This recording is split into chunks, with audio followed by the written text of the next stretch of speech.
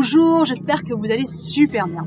Alors aujourd'hui, je souhaite vous partager 5 astuces pour comprendre le rapport que nous entretenons à notre corps et surtout, j'ai envie de dire, commencer à apprendre à l'aimer. Alors juste en préambule, comme d'habitude, je veux juste en fait rappeler que la construction mentale que l'on se fait de notre corps remonte dès la naissance. Et oui, là encore, les paroles, les rapports, les mots doux, les caresses que nous recevons de nos parents consolident cette construction mentale que l'on se fait de notre propre corps. Alors cette image mentale que l'on a, elle se fortifie bien évidemment à l'adolescence, elle continue à se consolider en fonction en fait de nos crises personnelles, si l'on traverse effectivement des deuils, des séparations, etc., etc.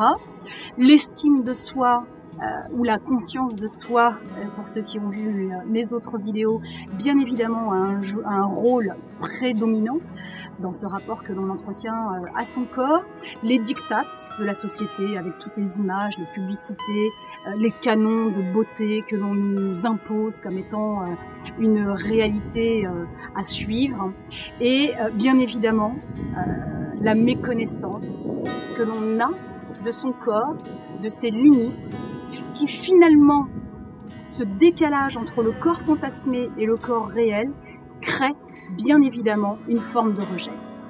Alors, pour ce qui est des 5 étapes, étape numéro 1, identifiez tout ce qui vous procure du plaisir, petit ou grand, peu importe. Pourquoi je vous dis ça? Tout simplement parce que des recherches en psychologie positive ont démontré que les personnes insatisfaites de leur état actuel étaient à 70% incapables de dire ce qui les rend heureux. Ça veut dire quoi? Ça veut dire que finalement, à partir du moment où nous identifions ce qui nous rend heureux, ça nous permet déjà de nous sentir bien avec notre environnement et de nous sentir bien avec nous-mêmes. Donc, ce qui est important de faire, c'est d'identifier au moins 5 choses qui vous procurent du plaisir. Ça peut être des petites joies, des grandes satisfactions, des petits émoustillements, des petits picotements, peu importe la grandeur de ce plaisir-là, vous les identifiez. Puis au fur et à mesure que vous les avez identifiées, vous essayez de déterminer qu'est-ce qu'elles ont en commun. À partir du moment où vous les avez identifiées et que vous avez compris en fait le lien qu'il peut y avoir qui les unit, vous allez accentuer, amplifier le temps que vous leur consacrez. Pour tout simplement donner comme information à votre cerveau, effectivement, que vous faites le focus sur ce type d'activité qui vous procure du plaisir. Et vous élargissez ce temps que vous leur consacrez. Étape numéro 2. Je vous propose maintenant de noter 5 choses dans votre corps que vous aimez. Puis d'essayer de comprendre en fait pourquoi vous les aimez. Puis dans un deuxième temps, vous allez noter 5 choses à nouveau que vous aimez un peu moins, mais pour lesquelles finalement, si vous y réfléchissez, vous trouvez qu'elles ont un avantage à ce qu'elles soient telles qu'elles sont. Alors pourquoi je vous dis ça? Tout simplement parce que l'image mentale que l'on se construit est essentielle pour fixer et alimenter l'estime de soi. Il est important que l'on apprécie notre corps pour ses qualités, même celles qui sont plus ou moins appréciables parce qu'elles ont nécessairement un avantage utile à être telles qu'elles sont. Alors tout ça, ça vous permet tout simplement de commencer à changer votre regard sur vous-même et d'avoir un regard bienveillant.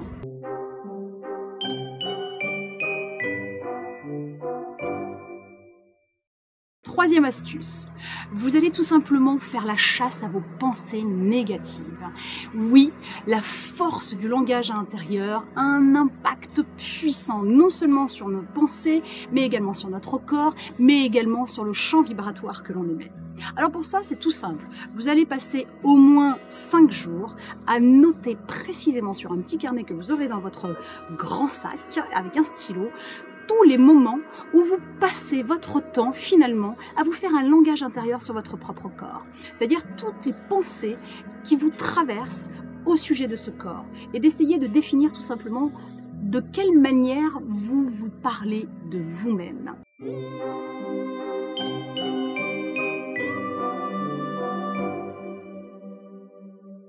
La La somatisation n'est absolument plus à démontrer. On sait exactement comment ça fonctionne. Mais je pense également en fait aux recherches du docteur Masaru Emoto, que vous connaissez peut-être, avec toutes les recherches et les photos qu'il a pu faire sur les cristaux d'eau, tout simplement parce qu'en fait il a voulu démontrer que l'on pouvait réinformer la mémoire moléculaire de l'eau par des choses positives. Quand je dis des choses positives, ça pouvait être des pensées, ça pouvait être des photos, ça pouvait être des prières, ça pouvait être tout simplement une intention vibratoire, une pensée d'énergie. Tout simplement parce qu'il a voulu démontrer que par ces actions-là, il y avait un impact positif sur les molécules d'eau. Alors je vous dis tout ça, non pas simplement pour vous faire de la publicité sur le docteur Masaru Emoto qui a fait des photos extraordinaires, si vous ne les connaissez pas, allez-y, mais surtout pour vous rappeler que nous, êtres humains, nous sommes constitués à 70% d'eau. Et à la naissance, nous étions constitués à 95% d'eau. Juste pour que vous fassiez le lien, donc à partir du moment où effectivement nous avons conscience que nous pouvons, par toutes ces actions de pensée positive, que ce soit des paroles, etc., toutes celles que je viens de vous citer, nous pouvons donc impacter le fonctionnement de notre corps, les molécules, pour tout simplement qu'ils puissent se sentir au mieux, qu'ils puissent être en meilleure santé et pouvoir nous accompagner le plus loin possible, on l'espère, dans nos projets et dans notre vie.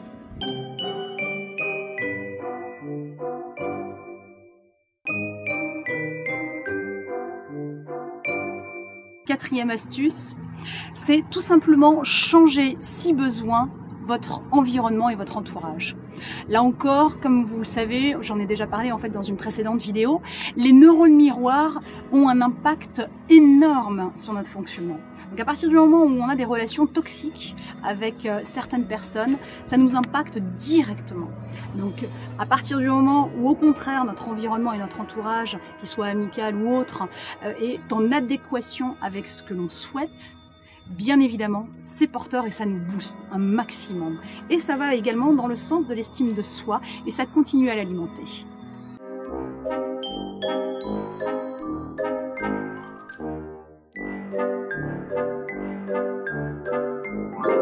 Cinquième astuce, toujours dans le même état d'esprit pour continuer à alimenter l'estime de soi parce qu'elle a un impact direct et un lien direct avec le rapport que l'on entretient à son corps, c'est tout simplement de se fixer des objectifs positifs atteignables.